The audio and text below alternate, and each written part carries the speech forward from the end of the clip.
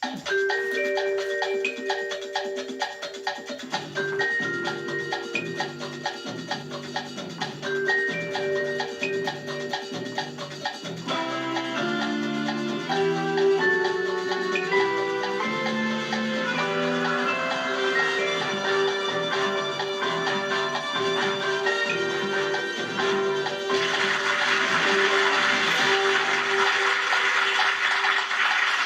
there, I'm Richard Morecroft and this is Letters and Numbers, where we revel in our contestants' perspicacity. And we've even got David Astle to explain what that word means. But now, let's bask in the soft glow of our in-house bright sparks. First of all, Our Lady of Logarithms, Lily Serna. Hi, Richard. Actually, Lily, I have to confess, school is so long ago, I just can't even remember what a logarithm is. It's a function like sine, cosine, tan. I can't remember much of those either, I'm afraid.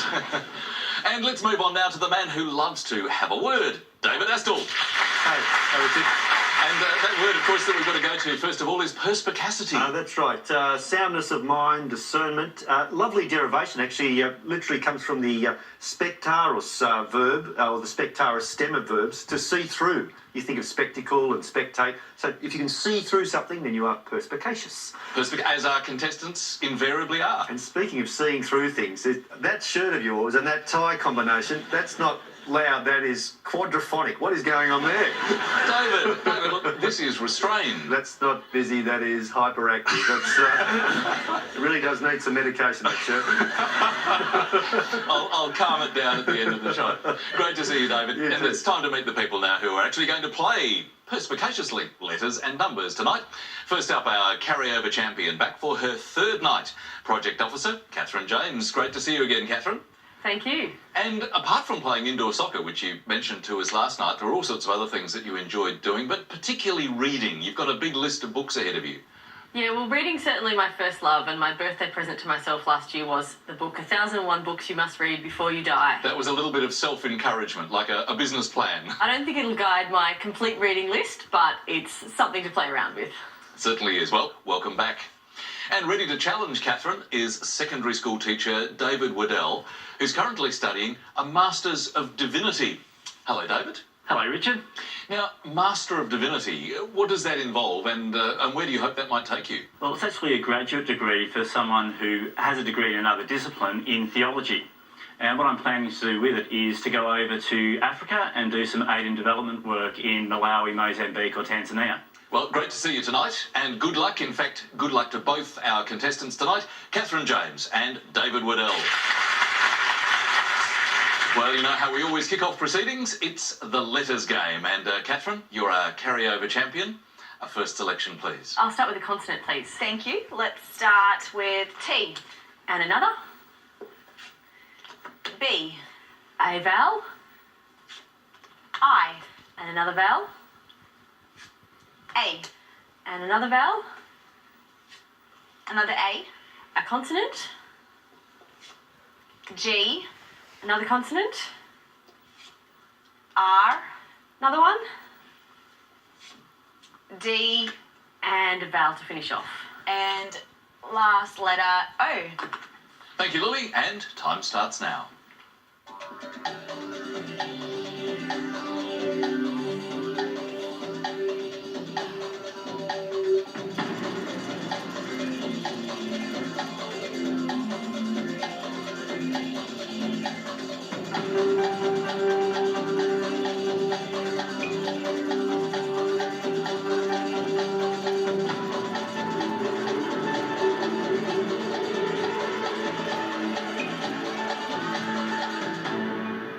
Well, Kathryn, you did very strongly in the words last night. How did you go with the first one tonight? Just 5.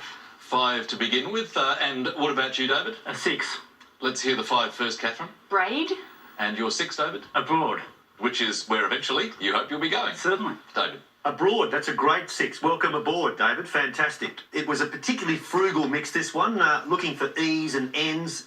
In the end, the only 7 that I could find was airboat, which are those long-keeled boats that sort of skim across Everglades. And, So was it like a hovercraft? a little bit, well, it's sort of big With the mounted propeller mounted up at the back? That's right, because it's obviously too shallow for a sort of a deep draft. So airboat, the only 7 I could find.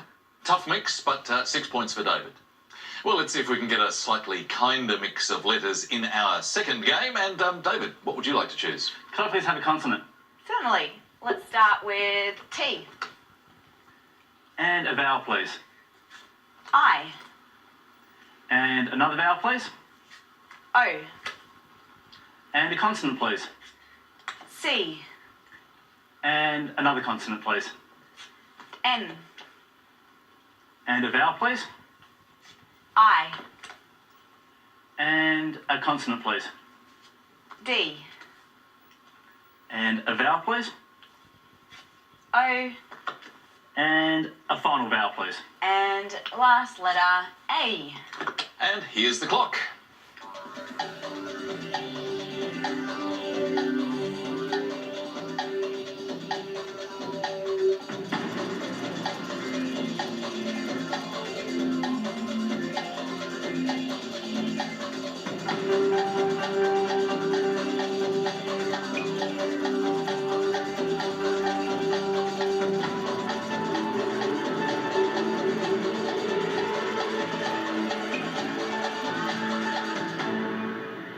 Well, your first letter selection, David, how did you go?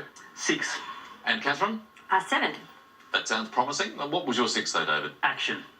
And Kathryn? Diction. Diction. Well, actions in this case don't really speak louder than words, do they? Very good. And in fact, words speak louder because diction, a lovely 7, was the best that I could find as well. Great play. Excellent work. So 7 points for Kathryn. Well, from diction to calculation, on to our first numbers game of the night, where contestants try to get as close to the randomly generated target number as they can. Kathryn, what would you like in the way of a combination? Lily, could I have 3 large and 3 small? Thanks, Kathryn. 3 large and 3 small numbers. And starting with the smalls, 3, 9, 7, and the 3 large, 100, 25, and 75. And the target treat is 605. Thanks, Lily. 30 seconds to get there.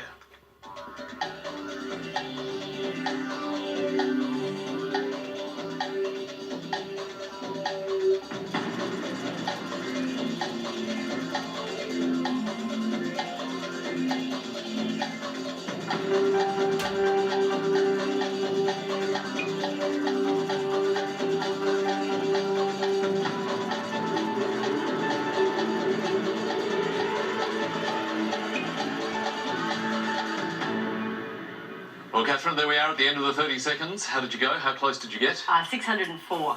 Just 1 off the target. David, what about you? 607.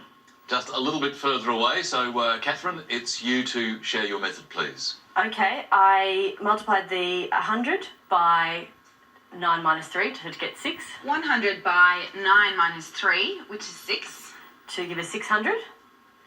Sorry, 600. Yep. Then I added the 7, And you add the 7. and then I did 75 over 25, 75 divided by 25 is 3. and then subtracted that from the 607. Take that away is 604. Just 1 off the target. Very well done. Lily, how did you find this one? Was it a tough one or an easy one? I actually found it pretty tricky, and what I might do is think about it over the break and get back to you. All right. 7 points to Kathryn, though. David's on 6, Kathryn now on 14. We are heading for that first break, and that means a word mix. Berry done. And the clue this time, colourful beef. Back after the break.